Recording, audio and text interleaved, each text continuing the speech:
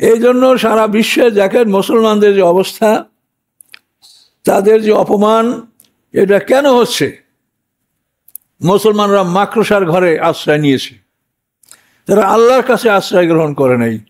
আল্লাহর কাছে আশ্রয় গ্রহণ করলে সে যদি একজনও হয় তা আল্লাহ তাকে রক্ষা করবেন। ইব্রাহিম আলাইহিস সালাম তো একাই ছিলেন, আর নমরুদ সারা পৃথিবীর বাদশা ছিল। তো সারা পৃথিবীর বাদশা নমরুদ, ইব্রাহিম আলাইহিস সালাম তো একাই, তার বাবা মা তার পক্ষে না তখন। তাই ইব্রাহিম আলাইহিস সালামকে তো নমরুদ মারতে পারে নাই, একাই ছিলেন, আল্লাহ তাকে সাহায্য করেছেন। আমাদের মুহাম্মদ সাল্লাল্লাহু আলাইহি ওয়াসাল্লামকে আল্লাহ এভাবে সাহায্য করেছেন। দারুন নুদায় পরামর্শ হলো যে আজ রাতকে মুহাম্মদ সাল্লামকে হত্যা করা হবে। সকল কুরাইশ পরিবারের স্বাস্থ্যবান শক্তিশালী যুবক খোলা তলোয়ার নিয়ে আল্লাহ রসুলের বাড়ি ঘেরাও করলেন। আল্লাহ কি বললেন? আবরামু আমরান ফাইন্না মুবরিবুন। ওরা একটা কাজের সিদ্ধান্ত গ্রহণ করেছে, আমিও সিদ্ধান্ত গ্রহণ করেছি। ওরা সিদ্ধান্ত গ্রহণ করেছে আল্লাহ রসুলকে আজকে হত্যা করবে, আর আমি আল্লাহ সিদ্ধান্ত গ্রহণ করেছি যে তাকে নিরাপদে আমি মদিনায় পৌঁছিয়ে দেব। তো এই বিষয়গুলি আমরা দেখছি, সমস্ত মুসলমানরা দেখছে। যাদের মাতৃভাষা আরবি তাদের কাছে তো কোরআনের এরকম কষ্ট করে কোরআন বুঝাতে হয় না, তারা অন্তত সহজে বুঝে। তারা যে খুব ভালো বোঝে এটা বলবেন না, তবু মাতৃভাষা হিসেবে মোটামুটি সহজে বুঝবে তারা বুঝালে। তারপরেও এই অবস্থাটা কেন পৃথিবীতে আজকে? আউযু বিল্লাহি মিনাশ শাইতানির রাজিম, বিসমিল্লাহির রহমানির রহিম। আলিফ লাম মিম। আহাসিবান নাসু আন ইউতরাকু আন ইয়াকুলু আমান্না ওয়া হুম লা ইফতানুন। আলিফ লাম মিম এটা আয়াতে মুতাশাবিহাত। আল্লাহ বলেন আহাসিবান নাসু, মানুষরা কি ধারণা করে, আয়ুত রাখু যে তাদেরকে ছেড়ে দেওয়া হবে, আই ইয়াকুলু আমান্না, এই জন্য যে তারা বলে আমরা ঈমান এনেছি, এই জন্য যে তারা বলে আমরা ঈমান এনেছি, এটা বললেই আল্লাহ তাআলা তাকে ছেড়ে দিবে। আল্লাহ বলেন এটা যেন কেউ মনে না করেন। আই ইয়াকুলু আমান্না ওয়া হুম লা ইফতানুন, তাদেরকে পরীক্ষা করা হবে না, এটা যেন মানুষ মনে না করে। পরীক্ষা করা হবে। এখন এই পরীক্ষা যেমন ঈমান তেমন পরীক্ষা। পয়গম্বরদের পরীক্ষা অত্যন্ত ভয়ঙ্কর পরীক্ষা হয়। যেমন ইব্রাহিম আলাইহিস সালামকে আগুনে ফেলে দিয়ে পরীক্ষা করা হয়েছিল, আইয়ুব আলাইহিস সালামকে কঠিন রোগ ব্যাধি দিয়ে পরীক্ষা করা হয়েছিল। তো এভাবে আল্লাহ তাআলা বিভিন্ন সকল স্তরের মানুষকে তিনি পরীক্ষা করেন। নবী রসুলদের পরীক্ষাটা অত্যন্ত কঠিন হয়, আর আমাদেরও পরীক্ষা হবে। প্রত্যেকটা মানুষ ইমানদার প্রত্যেকেরই পরীক্ষা হবে। আমাদের কখনো ধন সম্পদ দিয়ে আল্লাহ পরীক্ষা করতে পারেন যে আমরা অহংকার করি, জুলুম করি, না ধৈর্য ধারণ করি। আবার কখনো অভাব অনটন দিয়ে পরীক্ষা করতে পারেন যে আমরা কি আল্লাহর শুকর আদায় করি, না আল্লাহর সাথে রাগ করি। কখনো আমাদের সন্তান আল্লাহ তাআলা মৃত্যু দিয়ে, অকাল মৃত্যু হতে পারে সন্তানের, তখন অনেকেই কিন্তু রাগ করে, মানে আল্লাহর প্রতি অভিযোগ তোলে যে আল্লাহ আমার এই সন্তানটা এটা রাখতে পারলো না, কত মানুষের কত কিছু, এটাই আল্লাহ নিয়ে যেতে হলো। এই নানা ধরনের মানুষ কথা অনেক সময় বলে, কিন্তু মনে করতে হবে এইগুলা পরীক্ষা। তো আল্লাহ পরীক্ষা ছাড়া কোনো মানুষকে গ্রহণ করবেন না, এটা হলো আল্লাহর ঘোষণা। ওয়ালাকাদ ফাতান্নাল্লাযীনা মিন ক্বাবলিহিম, নিশ্চয়ই আমি পরীক্ষা করেছি তাদেরকে যারা এদের আগে ছিল, অর্থাৎ এই মক্কাবাসীকে লক্ষ্য করে বলা হচ্ছে। ফালা ইয়ালামান্নাল্লাহুল্লাযীনা সাদাকু ওয়ালা ইয়ালামান্নাল কাযিবিন, জেনে নিয়েছেন আল্লাহ তাআলা ঈমানের দাবিতে সত্যবাদী কারা, এবং জেনে নিয়েছেন আল্লাহ তাআলা ঈমানের দাবিতে মিথ্যাবাদী কারা। এটা আল্লাহ জেনে নিয়েছেন, এটা আল্লাহ অবশ্যই, এটা আল্লাহ তার দায়িত্ব, এটা করবেন, এটা তার ঘোষণা। তো পরীক্ষা কিভাবে হবে? আপনি 18 পারায় যেটা আপনারা ইতিপূর্বে পড়ে আসেন, কাদ আফলাহাল মুমিনুন আল্লাযীনা ফি সালাতিহিম খাশিউন ওয়াল্লাযীনা লিল লাগবি মা'রিদুন। সেখানে 8টা পয়েন্ট উল্লেখ করা হয়েছে যে মুমিনদেরকে পাশ করতে হলে এই কাজগুলি করতে হবে। তো আমাদের মোট কথা হলো যে কোরআন মাজিদে যতগুলি কথা আছে প্রত্যেকটা সম্পর্কে আমাদেরকে প্রশ্ন করা হবে এবং আমাদের এগুলো জবাব দিতে হবে।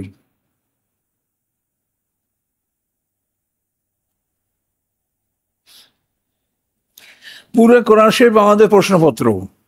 এখানে যা যা আছে প্রত্যেকটা প্রশ্নের উত্তর আমাদের প্রস্তুত করতে হবে। 50,000 বছরের সমান বিচারের দিন হবে, সবই প্রশ্ন করা হবে। এই সূরাটা আনকাবুত। আনকাবুত শব্দের অর্থ মাকড়সা, স্পাইডার। এই নামে সূরাটা আল্লাহ নাযিল করেছেন। এটার বৈশিষ্ট্য হলো যে এই সূরা একেবারে শেষে আল্লাহ তাআলা ঘোষণা করেছেন, ইন্নাল্লাযীনা ইত্তাখাযু মিন দুনিল্লাহি আউলিয়া কামাসালিল আনকাবুত। আল্লাহর পরিবর্তে যারা অন্য কাউকে অভিভাবক নিযুক্ত করলো তাদের দৃষ্টান্ত হলো মাকড়সার দৃষ্টান্ত। ওয়াইন্না আওহানাল বুয়ুতি লাবাইতুল আনকাবুত লাউ কানু ইয়ালামুন। নিশ্চয়ই ঘরের মধ্যে সবচেয়ে দুর্বলতম ঘর হচ্ছে মাকড়সার ঘর, যদি তারা জানতো। তাহলে এখন দেখেন, আল্লাহ ছাড়া অন্য কাউকে যদি কেউ অভিভাবক নির্বাচন করে তো আল্লাহ বলছেন সে মাকড়সার ঘরে আশ্রয় নিল। এই জন্য বিপদে আপদে যে কোনো অবস্থায় আল্লাহ ছাড়া অন্য কারো আশ্রয় মুসলমানরা নিতে পারে না, নিবে না। আমরা জানি যে আমাদের মৃত্যু অনিবার্য, মৃত্যু আসবেই, আমরা যতই চেষ্টা করি। কাজে আমরা এমন কাজ করে মরবো না যাতে আল্লাহ অসন্তুষ্ট হন বা আমরা পরীক্ষা ফেল করি। এই জন্য কথাটা খুব পরিষ্কার যে ওয়াইন্না আওহানাল বুয়ুতি লাবাইতুল আনকাবুত, পৃথিবীর ভিতরে দুর্বলতম ঘর হচ্ছে মাকড়সার ঘর। একটা পাখির বাসাও তো সেটা অনেক মজবুত, মাকড়সার ঘরটাই সবচেয়ে দুর্বল। তাহলে আল্লাহ ছাড়া অন্য কাউকে অভিভাবক নির্বাচন করলে আল্লাহ বলছেন সে যেন মাকড়সার ঘরে আশ্রয় নিল। ডাইরেক্ট কোরআন আয়াত। এখন এইটার উপরে যদি আপনি একটু নজর দেন তাহলে দেখবেন যে আজকে সারা পৃথিবীর মুসলমানরা আমরা কি করছি। সারা পৃথিবীর মুসলমানরা আমরা কি করছি দেখেন। প্রত্যেকটা মুসলমান রাষ্ট্রের অভিভাবক হলো ইহুদি খ্রিস্টান। তারা মুখে মুখে অনেক সময় ইহুদি খ্রিস্টানদের কথা বলে, কিন্তু আসলে তারা ইহুদি খ্রিস্টানদের সাথেই আবদ্ধ।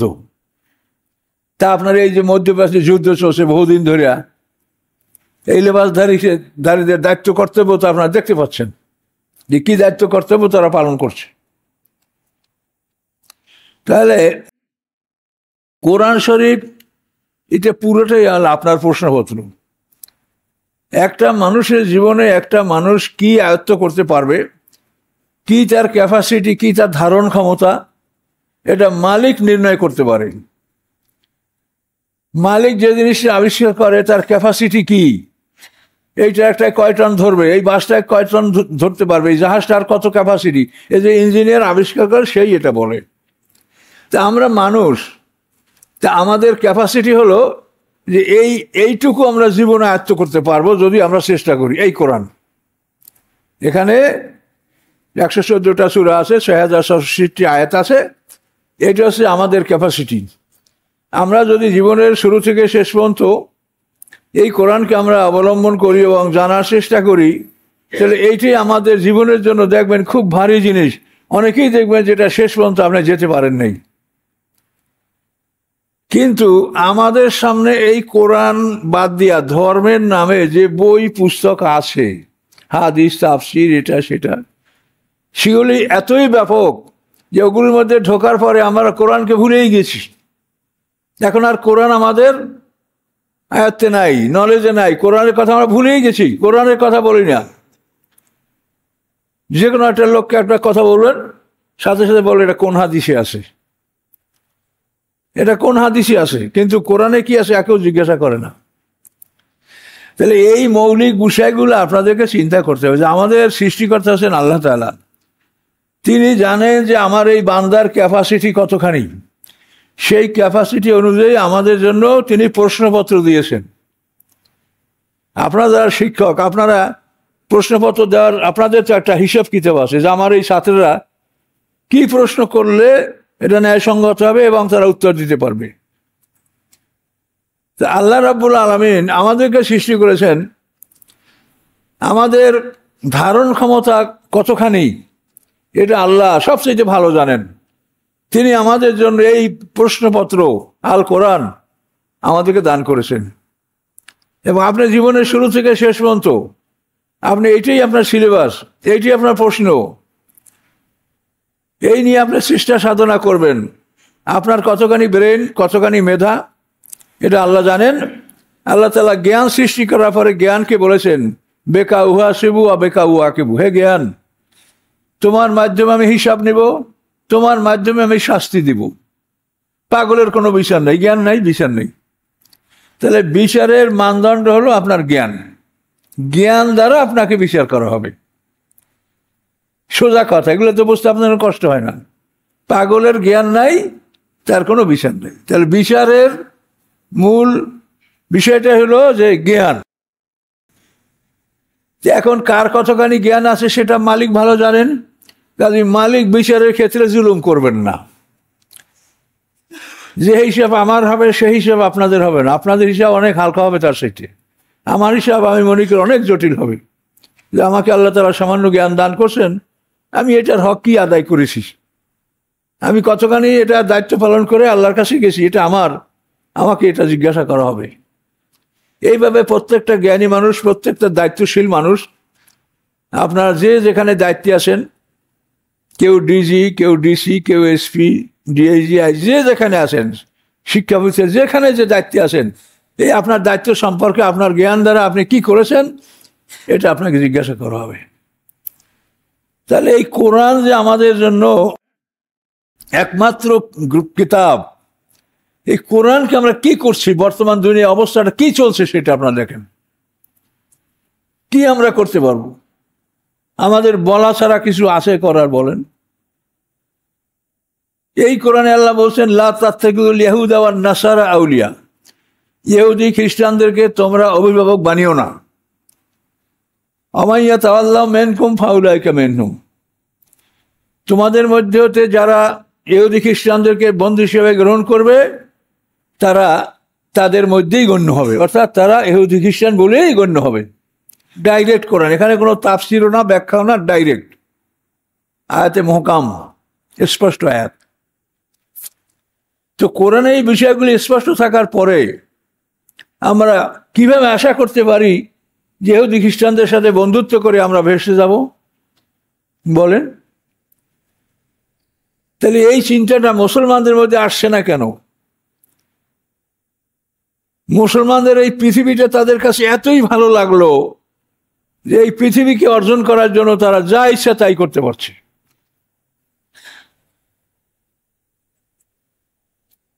উহুদের যুদ্ধে একটা আয়াত নাযিল হয়েছে, মিনকুম মাইরুদুদ দুনিয়া অমিনকুম মাইরুদুল আখেরা। এই আয়াতটা নাযিল হয়েছে উহুদের যুদ্ধে, যে আল্লাহ রসুল 50 জন তীরন্দাজ আর্চারি, মানে যারা তীর নিক্ষেপ করতে পারদর্শী, তাদেরকে রুমাত পর্বতে বসায় দিয়েছিলেন যে আমরা জিতি কি হারি এখান থেকে তোমরা নড়বে না, আমার আদেশ পাওয়ার আগে নড়বে না। কেন এই পথেই আল্লাহ রসুল যে উহুদে যেখানে অবস্থান নিয়েছিলেন, এই রুমাত পর্বতের এখান থেকে পিছন থেকে একটা রাস্তা আছে যে ঘুরে রাসূল সাল্লাল্লাহু আলাইহি ওয়াসাল্লামের পিছনে যাওয়া যায়। এই রাস্তাটাকে আল্লাহ রসুল বন্ধ করেছেন 50 জন তীরন্দাজ দিয়া, যে এই পথে যেন আবার আমাদের পিছনে শত্রুরা আসতে না পারে। আব্দুল্লাহ ইবনে জুবাইরের নেতৃত্বে এই 50 জন লোক সেখানে ছিল। প্রথম পর্বে মুসলমানরা উহুদের যুদ্ধে জিতে গেলেন। মুশরিকদের আবদেদার বংশ, অর্থাৎ খালেদ ইবনে ওলীদের বংশ হল আবদেদার বংশ, আর আমাদের রাসূল হলো আব্দে মান্নাফ এর বংশ। আব্দে মান্নাফ আবদেদার 2 ভাই। এই আবদেদার বংশের 10 জন সেনাপতি সবই মারা গেছে প্রথম পর্বে উহুদের যুদ্ধে। মুসলমানরা জিতে গেছে। এখন জিতে যাওয়ার পরে মাঠের ধন সম্পদ কুড়ানো হচ্ছে। এই দৃশ্য থেকে ওই 50 জন লোক তারা সেনাপতিকে বলে যে আল্লাহ রসুল তো আমাদেরকে যুদ্ধকালীন অবস্থা এখানে থাকতে বলছেন, যুদ্ধ শেষ হয়ে গেছে, সবাই মালামাল সংগ্রহ করে, তো আমরা কিছু সংগ্রহ করব না? কিন্তু সেনাপতি বলে যে না, আল্লাহ রসুল বলছেন যে আমরা জিতি কি হারি, কোনো অবস্থায় আমার আদেশের পূর্বে তোমরা এই জায়গা ত্যাগ করবে না। কোন হাদিসে এভাবে বর্ণনা আছে, আল্লাহ রসুল বলছেন যে তোমরা যদি দেখো যে আমাদের লাশগুলি পাখিতে খাচ্ছে ছিঁড়ে ছিঁড়ে, তারপরেও তোমরা ওই জায়গাটা ত্যাগ করবে না। তো এখন ওই যুদ্ধের প্রথম পর্বে যখন জিত হয়ে গেল, মুসলমানরা ওখান থেকে 50 জনের 38 জন বাইরে আসলো। 12 জন ছিল সেনাপতির অধীনে, 12 জন ছিল, আর 38 জন বের হয়ে আসলো। খালেদ ইবনে ওলীদ তখন ইসলাম গ্রহণ করেন নাই। তিনি 200 ঘোড়সওয়ারের সেনাপতি ছিলেন উহুদের যুদ্ধে।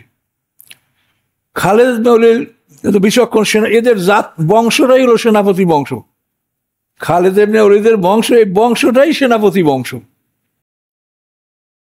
তো উনি অনুসন্ধান করতে লাগলেন যে বিকল্প কিছু আছে কিনা।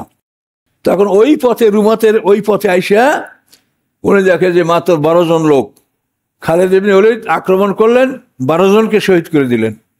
দিয়া ওইখান থেকে পিছন থেকে খালেদ ইবনে ওলীদ ওই রাস্তা ধইরা উহুদ পাহাড়ের উত্তর দিকে এই পিছন থেকে ঘুরে আল্লাহ রসুল যেখানে, এই পিছনে পুষে গেল খালেদ ইবনে ওলীদের এই বাহিনী। আল্লাহ রসুল দেখে অবাক হয়ে গেলেন। আল্লাহ রসুল বলেন যে এখন যদি আমি আমার লোকজনকে ডাকি, তা আমার ডাক মুসলমানরা শোনার আগে মুশরিকরা শুনতে পাবে।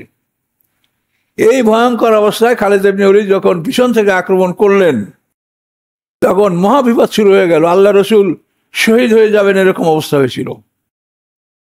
27 জন সাহাবী সেখানে উপস্থিত ছিলেন আল্লাহ রসুলের কাছে।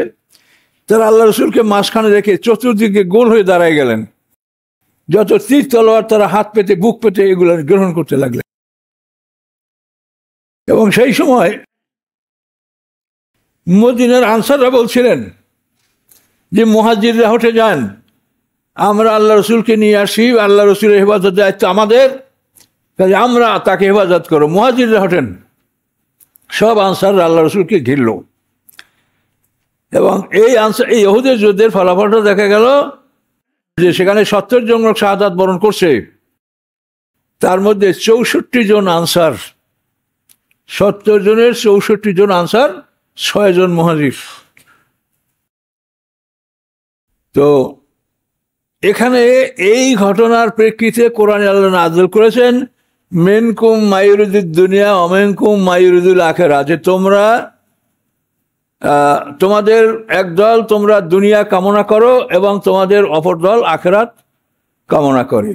তো আপনাদেরকে আমি একটা মূলনীতি বলে আসি সবসময়, যে কোরআনে যদি 2টা জিনিস উল্লেখ থাকে, প্রথম যেটা আল্লাহ উল্লেখ করেছেন ওইটা সংখ্যায় বড় বেশি। তাহলে মিনকুম মায়ুরিদুদ দুনিয়া, তোমাদের মধ্যে কতক দুনিয়া কামনা করে, অমিনকুম মায়ুরিদুল আখিরা, তোমাদের কতক পরকাল কামনা করে। তাহলে দুনিয়া কামনাকারীদের সংখ্যা বেশি হবে, আল্লাহ আগে বলছেন। তাহলে এখন ওখান থেকে চলে গেছিল কয়জন? 38 জন, 12 জন ছিল। এই আয়াত নাযিল হওয়ার পরে আব্দুল্লাহ ইবনে মাসউদ রাদিয়াল্লাহু তাআলা আনহু বলেন যে আমি কোনোদিন জানতাম না যে সাহাবীদের মধ্যেও দুনিয়া তলবকারী আছে, সাহাবীদের মধ্যেও দুনিয়া কামনাকারী লোক আছে। এইটা আমি কোশ্চেন কালেও আমার ধারণা ছিল না, বিশ্বাস ছিল না। কিন্তু আল্লাহ যখন আয়াত নাযিল করলেন, তখন আমি দেখলাম যে আল্লাহ যা বলেন ঠিকই বলেন। তোমাদের মধ্যে তাহলে অধিকাংশই প্রমাণ হলো যে তোমরা দুনিয়া কামনা করো। 38 জন বের হয়ে গেল, 12 জন, এবং এই 12 জনকে শহীদ করে দিয়ে খালেদ ইবনে ওলীদ আল্লাহ রসুলকে মহাবিপদে ফেলে দিয়েছিলেন উহুদের যুদ্ধে। মাঠে তো খবরই হয়ে গেছিল যে আল্লাহ রসুল শহীদ হয়ে গেছেন। আল্লাহ রসুল একটা কুয়ার গর্তের মধ্যে পড়ে তার হাঁটুর সাল চলে গেছিল। তারপর উতবা বিন আবি ওয়াক্কাস আল্লাহ রসুলকে পাথর আঘাত করছিল। তো ইবনে কুমা আল্লাহ রসুলকে তলোয়ার আঘাত করেছিল। এই সব মহাবিপদ হয়েছিল। কেন? যে রাসূলের কথা তারা অমান্য করেছে। এবং আল্লাহ আয়াত নাযিল করলেন কি, যে মিনকুম মায়ুরিদুদ দুনিয়া, তোমাদের কতক দুনিয়া কামনা করে, তোমাদের কতক পরকাল কামনা করে। তাহলে এখন এই দুনিয়া কামনা করা, তারা তো ছিল সাহাবী, আর এখন যারা আমরা আছি, আমরা কি আছি বলেন? এই জন্য সারা বিশ্বে দেখেন মুসলমানদের যে অবস্থা, তাদের যে অপমান, এটা কেন হচ্ছে? মুসলমানরা মাকড়সার ঘরে আশ্রয় নিয়েছে, তারা আল্লাহর কাছে আশ্রয় গ্রহণ করে নাই। আল্লাহর কাছে আশ্রয় গ্রহণ করলে সে যদি একজনও হয় তা আল্লাহ তাকে রক্ষা করবেন। ইব্রাহিম আলাইহিস সালাম তো একাই ছিলেন, আর নমরুদ সারা পৃথিবীর বাদশা ছিল। তো সারা পৃথিবীর বাদশা নমরুদ, ইব্রাহিম আলাইহিস সালাম তো একাই, তার বাবা মা তার পক্ষে না তখন। তাই ইব্রাহিম আলাইহিস সালামকে তো নমরুদ মারতে পারে নাই, একাই ছিলেন, আল্লাহ তাকে সাহায্য করেছেন। আমাদের মুহাম্মদ সাল্লাল্লাহু আলাইহি ওয়াসাল্লামকে আল্লাহ এভাবে সাহায্য করেছেন। দারুন নুদায় পরামর্শ হলো যে আজ রাতকে মুহাম্মদ সাল্লামকে হত্যা করা হবে। সকল কুরাইশ পরিবারের স্বাস্থ্যবান শক্তিশালী যুবক খোলা তলোয়ার নিয়ে আল্লাহ রসুলের বাড়ি ঘেরাও করলেন। আল্লাহ কি বললেন? আবরামু আমরান ফাইন্না মুবরিবুন। ওরা একটা কাজের সিদ্ধান্ত গ্রহণ করেছে, আমিও সিদ্ধান্ত গ্রহণ করেছি। ওরা সিদ্ধান্ত গ্রহণ করেছে আল্লাহ রসুলকে আজকে হত্যা করবে, আর আমি আল্লাহ সিদ্ধান্ত গ্রহণ করেছি যে তাকে নিরাপদে আমি মদিনায় পৌঁছিয়ে দেব। তো এই বিষয়গুলি আমরা দেখছি, সমস্ত মুসলমানরা দেখছে। যাদের মাতৃভাষা আরবি, তাদের কাছে তো কোরআনের এরকম কষ্ট করে কোরআন বুঝাতে হয় না, তারা অন্তত সহজে বুঝে।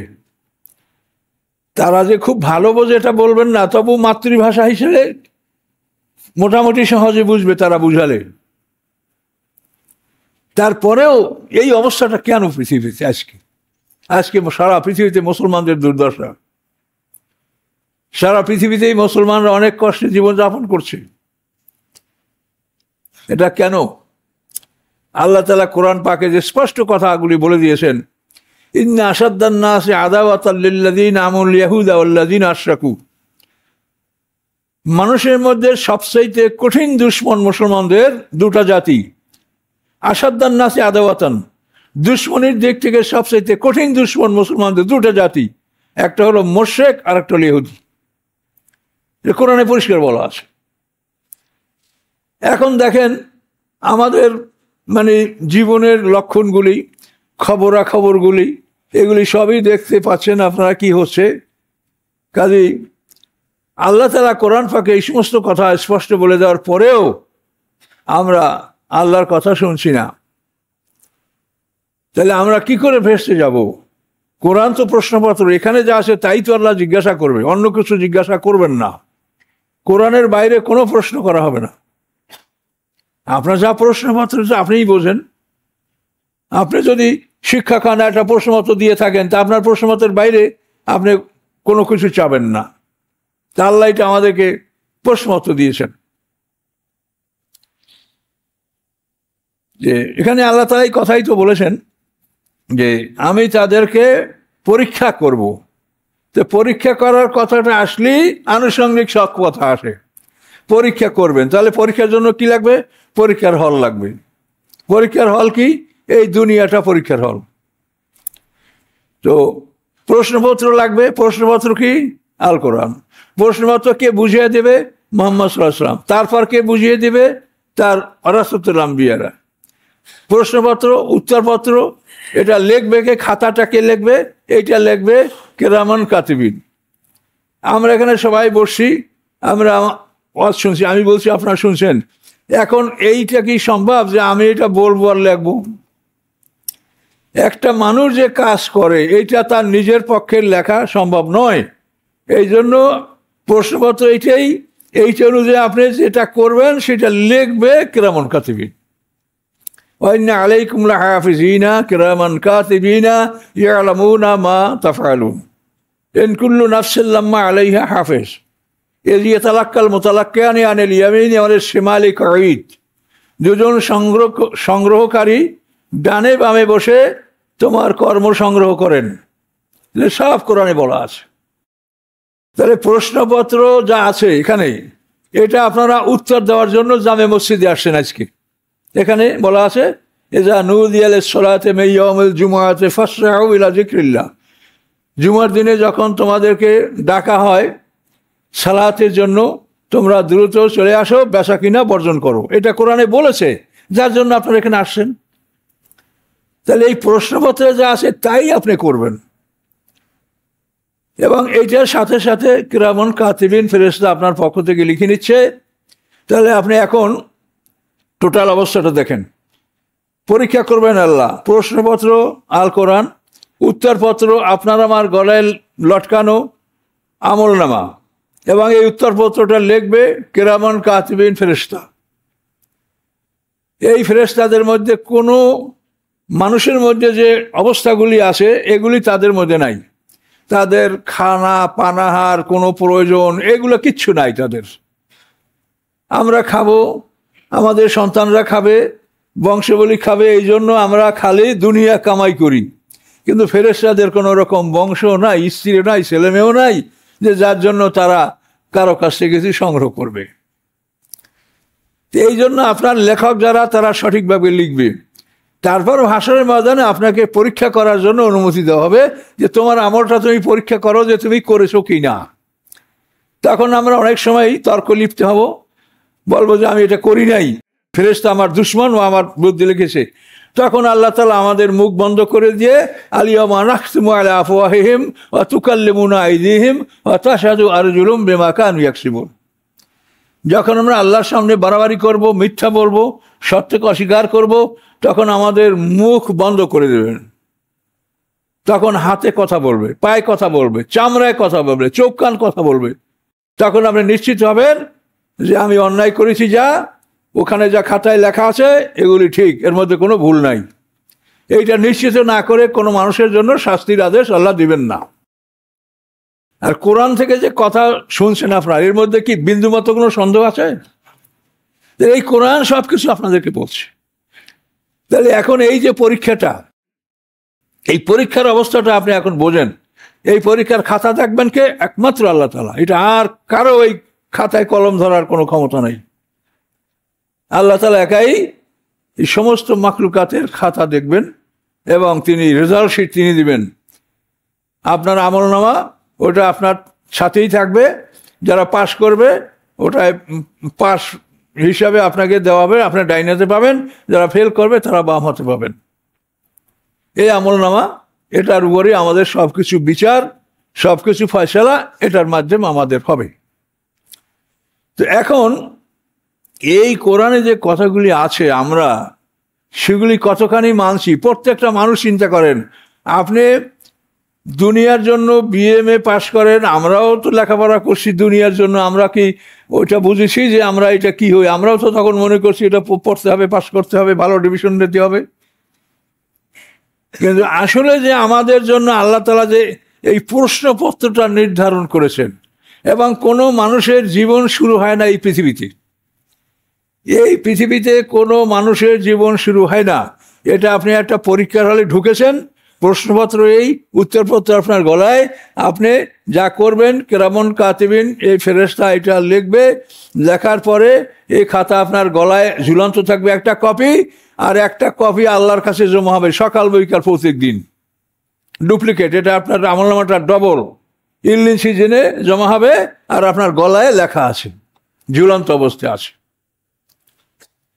তো এই পরীক্ষার হল, এখানে আপনি পরীক্ষা দেওয়ার পরে আপনি হয়তো পাস না হয় ফেল। এইটা হয়ে যাওয়ার পরে এই মানে সকলের পরীক্ষা হয়ে যাওয়ার পরে পরীক্ষার হলটাকে ভেঙে দেওয়া হবে। এই পরীক্ষার হলটাকে ভেঙে দেওয়ার নাম হচ্ছে কিয়ামত। কি কথা বলতে পারছেন? আপনারা যখন ছেলেদের পরীক্ষা নেবেন, তার রুমের পার্টিশনগুলা ভেঙে ভেঙে আপনারা বিরাট হল করেন পরীক্ষার জন্য। আবার পরীক্ষা শেষ হয়ে গেলে আবার রুমগুলো যে নিয়ম আছে সেই রুমে করেন। তো আমাদের এইখানের পরীক্ষা শেষ হয়ে গেলে আল্লাহ তাআলা আমাদেরকে এই মাঠে আর রাখবেন না, এই মাঠকে ঘুরা করে দেওয়া হবে। আর যারা যারা পরীক্ষা দেবে, পরীক্ষা দেওয়ার পরপরই তাদেরকে সংরক্ষণে নেওয়া হবে। যার পরীক্ষা শেষ, পরীক্ষা হওয়ার পরেই তাকে সংরক্ষণে নেওয়া হবে। সেই সংরক্ষণের জায়গাটা হলো কি? বারজাক। ওমে ওয়ারাহিম বারজাকুন ইলা ইয়াউমে ইউবআসুন। পরীক্ষার পর আমাদেরকে পর্যায়ক্রমে সব বর্জাকে একটা করা হবে, সব জমা করা হবে। সবাই পরীক্ষা শেষ হয়ে যাওয়ার পরে পরীক্ষার হল ভেঙে দেওয়া হবে। ভেঙে দেওয়ার পরে বিচারের জন্য রেজাল্ট শিট দেওয়ার জন্য একটা দিন নির্ধারণ করা আছে, সেটা কোরআন পাকে আল্লাহ বলেছেন মেকদারু খামসিন আলবাসানা, সেই দিনটার পরিমাণ হলো 50,000 বছরের সমান একটা দিন। ডাইরেক্ট কোরআন, এর মধ্যে কোনো দুর্বলতা নাই। সেই দিনে আমরা ফলাফল গ্রহণ করার জন্য হাসরের ময়দানে সবাই উপস্থিত থাকব। ফলাফল পাওয়ার পরে ডান হাত বাম হাত, একদল ডান হাতে আমলনামা পাবে আর একদল পাবে বাম হাতে। এই ফলাফলটা নিয়ে আমরা দুইটা ঠিকানায় যাব, একটা হলো জান্নাত আর একটা হলো জাহান্নাম। এবং এইখানে ঢোকার পরে আমাদের এক একটা দিন হবে ওয়াইন্না ইয়াওমান ইনদা রব্বিকা কাআলফি সানাতে মিম্মা তাউদ্দুন, তোমরা যেভাবে গণনা করো সেই হিসাবে তোমাদের একটা দিন হবে 1000 বছরের সমান। এই 1000 বছরের সমান দিনে আমরা এই দুইটা ঠিকানায় ভাগ হয়ে যাব, জান্নাত এবং জাহান্নাম। এইখানে হলো আমাদের জীবন শুরু। এই পৃথিবীতে আমাদের জীবন শুরু হয় নাই। এখানে আপনারা আমরা 10 তলা 5 তলা যাই করি, যা কিছু জোগাড় করি, যত ব্যাংক ব্যালেন্স করি, কিছুই না। আপনাকে যখন বলবে যে বাইর হও, তখন আপনি দেখবেন যে কোনো কিছু বলার ক্ষমতা আপনার নাই, বাইর হবেন। হবেন কি না, হব কি না আমি? তাহলে এই পৃথিবী এটা বসবাসের জায়গা নয়, এটা পরীক্ষার হল। আপনি এই কথা বিশ্বাস করছেন কি না সেটা ভেবে দেখেন। আপনারা যারা এখানে আসেন তারা কি এই কথাটা বিশ্বাস করতে পেরেছেন যে আমরা এই পরীক্ষার হলে আছি? পরীক্ষা দেওয়ার পরে আমরা আমাদের ঠিকানায় যাব। আল্লাহর সৃষ্টি 3 প্রকার, ক্ষণস্থায়ী, দীর্ঘস্থায়ী, চিরস্থায়ী। তো মানুষ হচ্ছে আল্লাহর সৃষ্টি চিরস্থায়ী, অনন্তকাল থাকবে মানুষ। কতদিন থাকবে? মা দামাতিস সামাওয়াতু ওয়াল আরদু আতান গায়রা মাজুস। সূরা হুদের মধ্যে আল্লাহ তাআলা বলেন যে আকাশ পৃথিবী, অর্থাৎ এই পৃথিবী ধ্বংস হয়ে যাওয়ার পরে যে নূতন জগৎ সৃষ্টি হবে, সেই জগতের আকাশ পৃথিবী যতদিন থাকবে প্রত্যেকটা মানুষের হায়াত ততদিন হবে। মা দামাতিস সামাওয়াতু ওয়াল আরদ, ওই আকাশ, ওই পৃথিবী, এই চন্দ্র সূর্য নয়।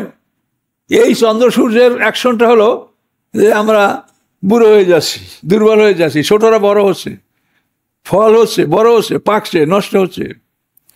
কিন্তু জান্নাতে যে চন্দ্র সূর্য, সেখানে যে ব্যবস্থাপনা, সেখানে এইটা হবে না। আপনার জন্য গেলমান রাখা হচ্ছে, চিরকিশোর গেলমান, এরা বড় হবে না। হাজার হাজার কোটি বছর ওই কিশোর তো কিশোর।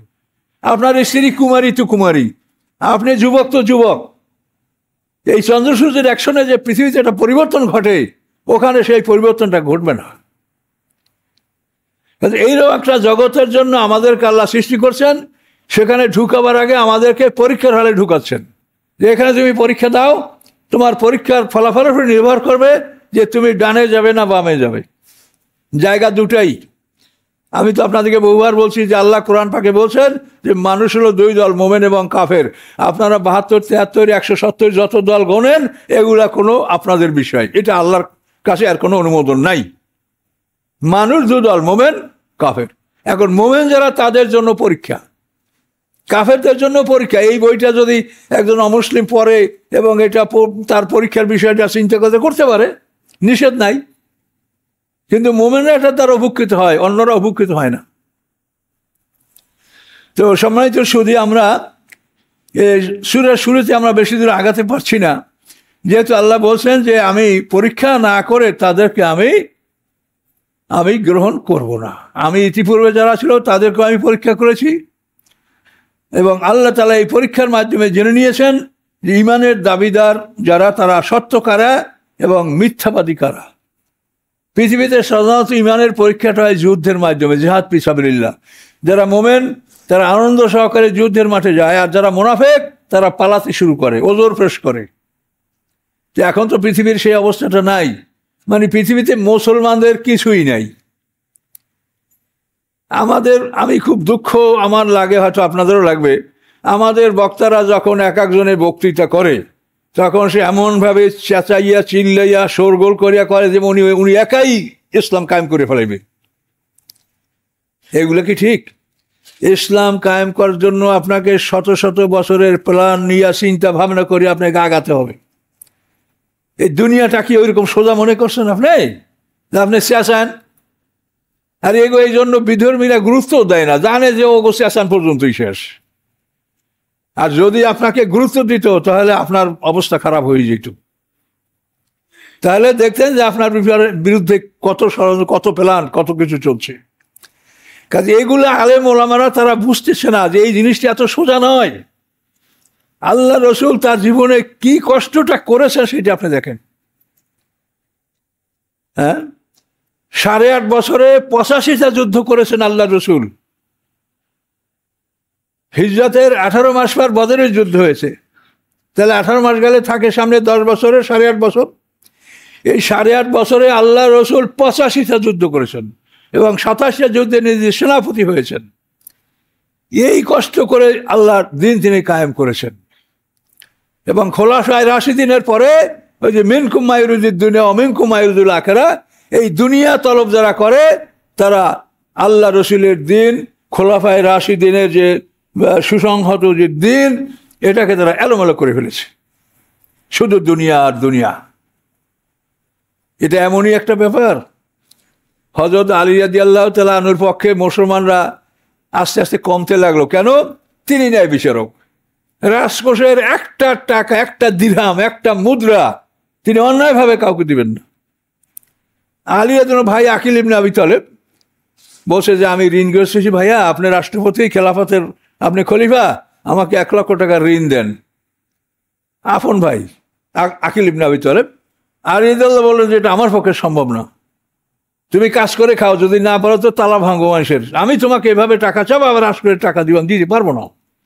তখন এই আকিল ইবনে আবি তালেব মুআবিয়ার কাছে গেল, যাই বললো যে আমি ঋণগ্রস্ত, আমাকে সাহায্য করেন। সাথে সাথে মুআবিয়া তাকে 1 লক্ষ দিরহাম দিয়ে সাহায্য করলেন। সম্পদের তো অভাব ছিল না মুসলমানদের রাষ্ট্রে, কোটি কোটি টাকা জাকাত অর্থ আদায় হতো সে সময়। তো এখন দেখেন যে আলী রাদিয়াল্লাহু তাআলা আনহু যে পরাজিত হলেন, ধীরে ধীরে লোক তার থেকে সরে যাচ্ছে। কেন? সুবিধা পাওয়া যায় না এখানে, এখানে ন্যায় বিচার। আর অন্যদিকে সুবিধা পাওয়া যায়, কোনো চিন্তা নাই, ভাবনা নাই, কে আসে রাজনীতি করার জন্য, গদি টিকানো, কি লাগবে তা দাও, রাজকোষ খুলে দাও এবং এটা করো। এখন আমরা এগুলো সমালোচনা করি না, এবং শুধু আপনাদের বোঝার জন্য 2-1টা কথা বলছি যে আমরা আসলে সবাই আল্লাহর কাছে যাব, তে কোনো সন্দেহ নাই, এবং আমরা হিসাবের সম্মুখীন হব। কাজে এই জন্য আমরা আপনাদেরকে আর কি পরামর্শ আমার দেওয়ার আছে এছাড়া যে আপনারা জীবনের বাকি সময়টা কোরআনের পিছনে ব্যয় করেন। তাহলে আল্লাহর কাছে এতটুকু বলতে পারবেন যে আল্লাহ, আমি যখন বুঝেছি তখন আপনার কোরআন ধরেছি, এবং এরপরে এত সময়ের মধ্যে আপনি আমাকে তলব করেছেন, আমি এটা পারি নাই পুরো আয়ত্ত করতে, এটা আপনার একটা ওজর থাকবে। কিন্তু কোরআনকে যদি না ধরেন তাহলে যে কি জবাব আপনারা দিবেন সেটা আমি বলতে পারি না, সেটা আপনারা চিন্তা করে দেখেন। প্রশ্নপত্র কিন্তু আপনার আল করা, এটার থেকেই আপনাকে জিজ্ঞাসা করা হবে, এর বাইরে আপনাকে জিজ্ঞাসা করা হবে না।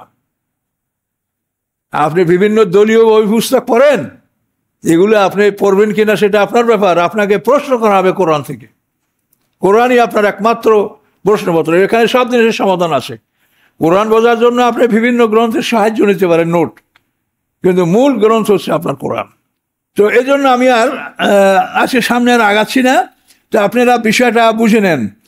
আল্লাহ বলছেন পরীক্ষা ছাড়া আমি তোমাদেরকে গ্রহণ করব না। তো পরীক্ষার জন্য প্রশ্নপত্র আর কোরআন। পরীক্ষার হল হচ্ছে এই পৃথিবী। উত্তরপত্র আমল নামা যেটা আমাদের গলায় লটকানো আছে, এটা লেখে কিরামান কাতিবিন। এই উত্তরপত্রটা আমাদের মৃত্যুর সময় হল থেকে যখন বের হব, তখন এই উত্তরপত্রটা আমাদের গলার থেকে খুলে রেখে দেওয়া হবে না। দুনিয়ার পরীক্ষার হলে পরীক্ষার পরে যে এক্সামিনি তাকে বের করে দেওয়া হয়, খাতাটা রেখে দেওয়া হয়, কিন্তু আমাদের গলার এই আমলনামাটা রেখে দেওয়া হবে না, এটা গলায় ঝুলতে থাকবে।